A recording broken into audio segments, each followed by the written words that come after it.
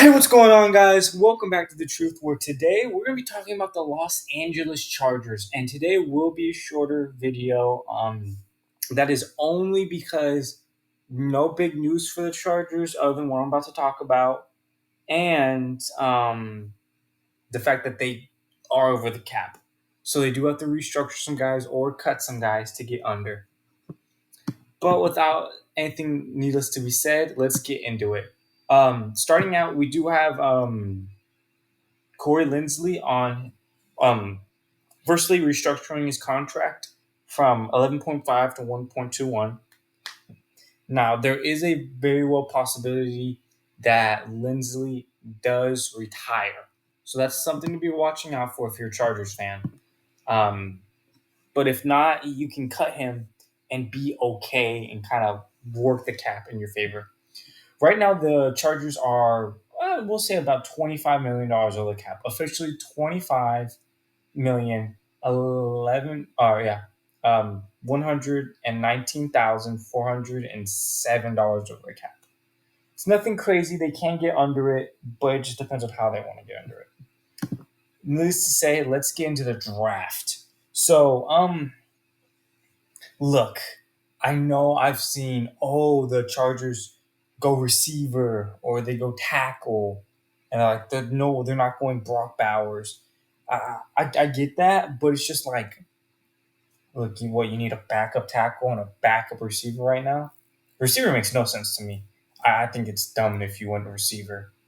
And that shows you, like, I'd lose faith in this organization if they went a receiver. Don't get me wrong, I'm not saying there aren't good receivers. I'm just saying you're already loaded at that position. But no, I think the right move here is tight end Brock Bowers. I mean, look, he's a beast, 6'3", 225. Brock Bowers is a receiver who's large enough to block and play on the line. You would like him to gain a little bit more weight, but I mean, hey, look, he's your tight end of the future. Great frame, and what he can do after the catch is amazing. I love this pick for the Chargers, and they need tight end. One of the very few teams who need a starting tight end, so I think this is a great pick for them. At pick 37, their second pick, I chose safety Cameron Kitchens. Little bit shorter, but I mean, look, he had 6 interceptions in 2022. Great ball hawk over the field. One of the more complete safeties in the draft. His playmaking ability is amazing. Um, he reads the QB's eyes and manages space well, and he can accelerate in zones really well. Um, he's smart. He has speed. He has almost everything you want. The one big thing about Kitchens is his size. He's 5'11", and that's the biggest knock you can get on Kitchens is he's 5'11". Other than that, I mean, this guy's the ideal safety. Like, he is the ideal safety that you want in a modern day a defense. So I mean, I think this is a stud pick for the Chargers. You get a stud pick on offense, and then you get a stud pick on defense. And then with the third pick 69, I chose Rook Aurora to play defensive tackle. You can bump him up some weight to really be that heavy, be that nose style tackle, but you would have to gain some weight. Look, he's disruptive. He's not really your pass rusher. He does have explosiveness and length, but he's very powerful. He pursues well, and he has great strength.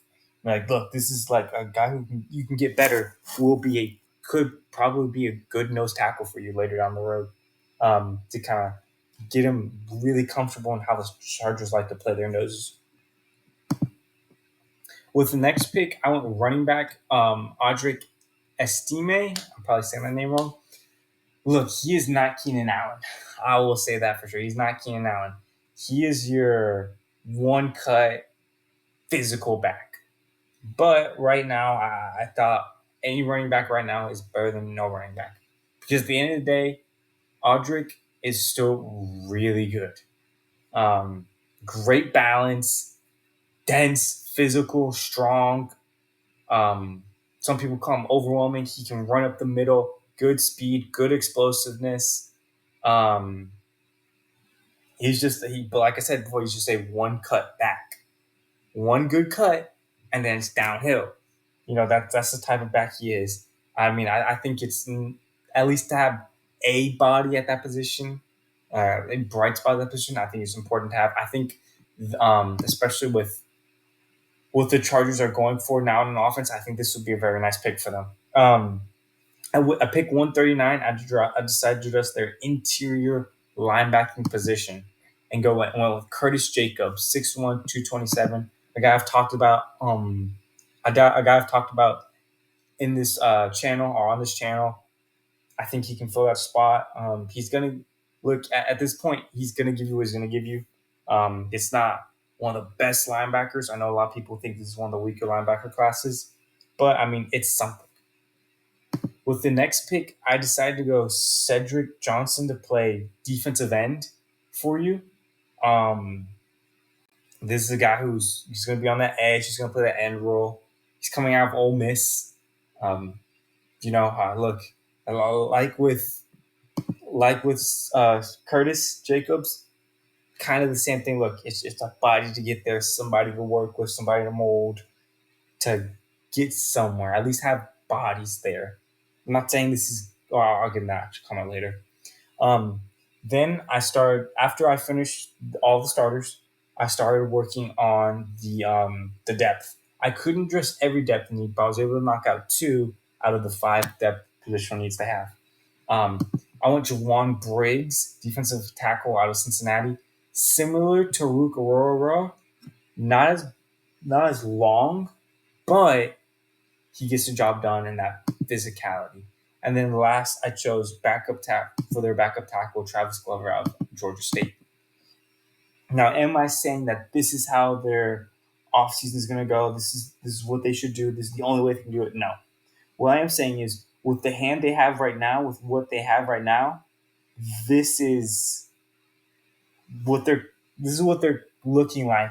The direction they're looking like. They do have to restructure some contracts and make some things happen. That's possible. Don't get me wrong. It's just it is a little bit of some work. But other than that, let me know what y'all think about the Chargers. I think the Chargers have a very bright future. They just have to get their cap under control and their roster under control a little bit. But other than that, thank you all for watching. I will talk to y'all next time, and let me know what y'all think about the Los Angeles Chargers this draft and how they're going to attack the offseason. See you guys later.